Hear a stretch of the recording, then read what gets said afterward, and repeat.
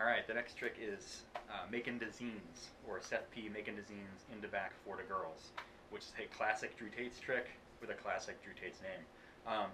Throw trapeze stall, you're going to regenerate it and do it again, right?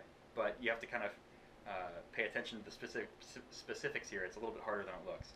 So as you regenerate it, right, you want to make sure the yo-yo pops up on the left side of your body. And you have to really control the regeneration so the yo-yo doesn't flip over, right?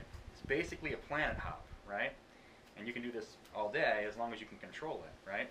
At this point, the yo-yo is not spinning. When it starts spinning again, right, you want to control the way that the yo-yo comes back to the hand so that it doesn't flip, right? Do this direction, you'll notice the yo-yo doesn't flip, and I can throw just another trapeze, right? You can do this all day. It's a repeater, right? You can also do this in a more simplified way. You can throw the yo-yo back on the right side and regenerate it that way and do that, right? That's a similar idea, but it's not really the same trick. It doesn't really have the same style as Drew's version, which comes out over there, right? And yeah. Really, really fun repeater, super addictive, and a great way to practice your stalls. Great to do out of any kind of combination that you might be thinking of. So Drew Tetz, Makin Da Zines.